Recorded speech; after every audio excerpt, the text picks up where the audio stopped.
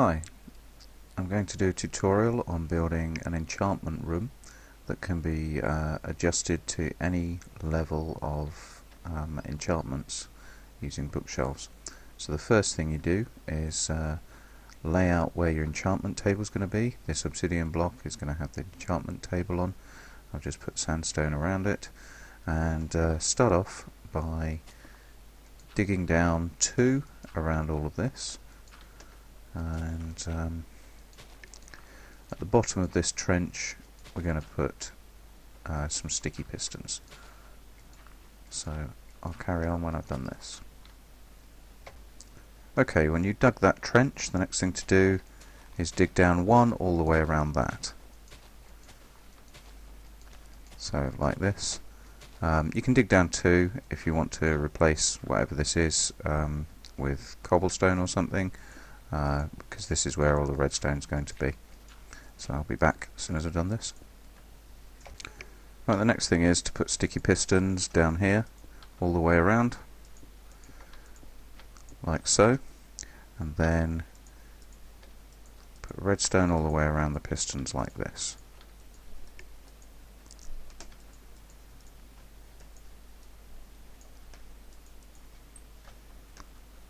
So that's what we've done so far. Now you want to place bookshelves on top of all the sticky pistons, and that's the first layer of bookshelves. Okay, the next step is to carry on the redstone line, so it's 1, 2 along, and then 1 along, and that should be 1 deep, and then 1, 2, 3 at the same height as the ground. Okay, then you go along 1, 2, 3, 4, 5, 6. Again, you don't need to dig it out and replace it with cobble, but it just makes it clear where all these where all this redstone is going to go. And then you come 1 in like that. Actually, you need to come 2 in like that. So now just put redstone everywhere that I put cobble, and we'll move on to the next step. Okay, now put these redstone lamps in that shape in front of the cobble. You don't have to use these, you can just use normal blocks if you want to, but this just gives a visual indicator of what you've currently got selected, so that's what I'm going to do. Okay, this next bit is optional. It depends whether you want to have 2 bookshelves here at the back selectable, or just have them fixed like Etho did in his enchanting room. I'm gonna have them so they're selectable, so this is to allow that to happen. But if you're not bothered, then just don't put a piston under those 2 bookshelves at the back, and you can just completely ignore this bit that I'm doing now. So basically you put a block there, block there, and then a repeater, 2 redstone, come down 1, and then down another 1, around, and this is going to join up with that redstone there. Now we want to stop this connection here, so just pop a block on there, and do the same the other side as well. Okay, so this is what it should look like so far, and that's basically all the circuitry for the bottom layer done. The next thing is to start building the walls using the block of your choice. I'm going to try one of these new sandstone blocks. I have no idea how well how good it's going to look, but I'm going to try it, see what it looks like before I build it in survival. Okay, so you build up 2 high over all that redstone, and then build in front of these redstone lamps. Well, you don't actually have to put these blocks in front of the redstone lamps, but that's the way I'd like to do it. You have to put a block here, and a block here, and then there to cover up the circuitry, but these other ones are optional. Obviously put 1 there, but I actually prefer the lamps just to only see one of the surfaces of the lamps. The next thing to do is to put all the levers in place, there or on there, shouldn't matter.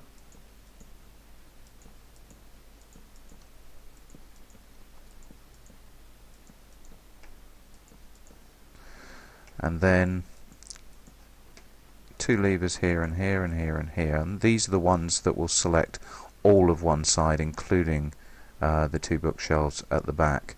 As I said, you only actually need them on one side. It doesn't make any difference to have them on both sides. I just want it to look symmetrical, and they power this. So if we do that, you can see all of the bookshelves on the right plus the one at the back raises up, whereas that one, just all the bookshelves on the right raise up. Here, exactly the same on the left, and then all the way to there, which only lifts one bookshelf up. And you can see that the redstone lamps light up, just to let you know exactly which one you've got selected. Basically, if any to the left of one you've got switched on, just don't count. They don't matter. They don't make any difference. It basically works on the fact that redstone's only powered for 15 blocks, so I'm using that to make it easy to select which bookshelves I've got enabled. I mean, obviously you can use torches, just have them fixed and use torches, but that's a bit lame, so I want to do this. Next thing I'm going to do is I'm just going to put sandstone on the floor, and then we'll go on to do the upper row of bookshelves. Okay, so I've filled in the floor. I've put a couple of little creeper face blocks there. Next step is to cover up the circuitry here. So I've got 2 blocks like that, and then we're going to want to do a cobblestone ring 1 block higher than that, and it should just track this ring that goes around these bookshelves here. So I'll do that, and when you're done, cover it with redstone, and then basically get sticky pistons and make sure they're pointing the right way, and put them all the way around like so. I've just realised I need another couple of blocks there. Didn't quite track all the way, and make sure they've got redstone on as well. Right, so now we're going to connect up the levers at the top, and I'm putting cobblestone wherever you don't need the block that you are you're going to have like the look of the room with. It doesn't matter. I'm just doing that to show you where you don't have to use resources if they're in short supply. So basically, redstone all the way around above the blocks with the levers on like that, and that should make the top pistons work now. So if we do that, you should see all of them come down except the one at the back. That's what this lever is for, makes the one at the back come down as well, and then all the way around to that one. Wait a minute, I forgot to put piston there. There we go. So we've tested it, it works, and the next thing to do is to put some more lamps if you're using lamps, or just normal blocks if you're not. So I'm going to use lamps, and just place them here. So one there, there,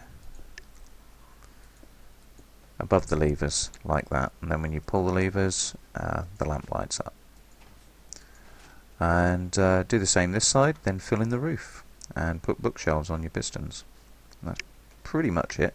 So I will finish this off and cover up all the circuitry, make it into the room, and then I'll show you the finished enchantment room. Okay, a couple of things I should mention are this block here, I did it in cobblestone. It needs to be the same block as you want the for the look of your enchantment room. Okay, so yeah, I obviously didn't think that through when I was trialing it. You do have to have a block here, otherwise when the bookshelves are up you can see the circuitry. Took me a few minutes to figure out the solution. So you basically put a dot of redstone here, a block, then a repeater, 2 blocks with redstone, then down one, across here, and then down, and that connects with the line around there. So I'll go and change the other side to show you exactly what you do. So get rid of this repeater, put a dot of redstone there, get rid of this, don't need that, and right, so a block, then a repeater here, and a block, another block, down, and connect. Right, so let's check that those work. So yeah, the left one's down, and just this bookshelf is just to that bookshelf is up. Let's try this one. Right, that's what happens when you get it wrong. You end up with too many bookshelves. So yes, I didn't go out far enough, did I? So it needs to go out two this way before coming round. I mean, you could do it two out that way as well, but it'll just make it wider if I do that. So get rid of that. A block there, and that's where the redstone's going. Right, let's just check that that's done the correct thing with the bookshelves. Yes. Okay, so we're only getting up to that middle bookshelf at the back coming up, and we've covered up the circuitry. So yeah, sorry about that. Yeah, I should think things through a little bit more.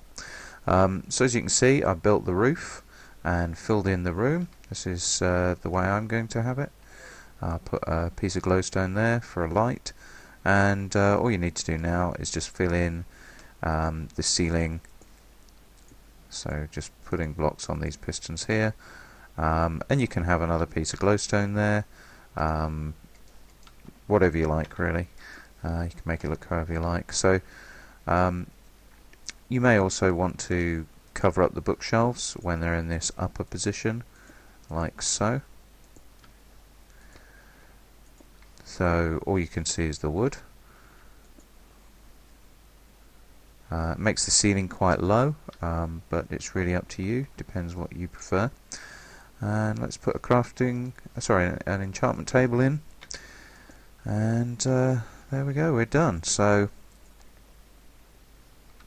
I knocked off a piece of redstone above when I was filling in all the circuitry, so that's why that didn't work. Yeah, see, I had to replace this block, forgot to put the redstone on it. So there we go. So when all of those 4 levers are pulled down, you get all 30 enchantment bookshelves, and you only need to use these other levers if you want to adjust it more finely than that. So you probably find you use these 4 levers the most, but as you can see, no more putting torches on. You can select however many bookshelves you want, and you can see that when that light's on here, it means that these 2 bookshelves on the upper right hand side will be the ones that are engaged with the enchantment table. Anyway, I hope you've enjoyed that, and yeah, sorry it's been so long since I've done a tutorial, but I've been very, very busy, and I just noticed I've got a creeper face one side and not the other. So I'm going to knock that redstone off again and have to go and put it back. But yeah, I've got plans for another couple of tutorials. Please like this video and leave comments if you want to see those. The 2 things I'm thinking of are a hidden door tutorial.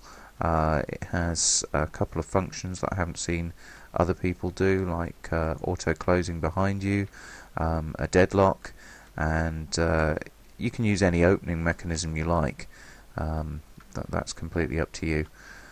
So I've got that, and a couple of other things that I'm thinking of doing tutorials for, but I haven't actually worked them out yet. As you can see, I've been doing a lot of experimenting with 3x3 piston doors. I know there's lots and lots of tutorials for 3x3 piston doors, but they don't open the way I want. So yeah, once I finish those, I'll do a tutorial on those as well. Right, I know I already signed off, but I've just put a few more of these creeper face blocks around, put some glowstone in. Having one just in the middle didn't actually light up. I really don't want mobs. I don't know whether they can spawn on these lamps when they're unlit. Also put glowstone with glass below it there, and glowstone with glass below it there. Sealed off the entrance so I can check all the light levels. As you can see in the top left hand corner, light level 8. I'm not sure I'm going to go with glowstone. I might replace those with these lamps and have them switched on permanently. We'll see. But anyway, I just wanted to show you how it looked with the creeper faces here, and then in the actual room itself, which you can't see because the bookshelves are in the way. So let me raise those up.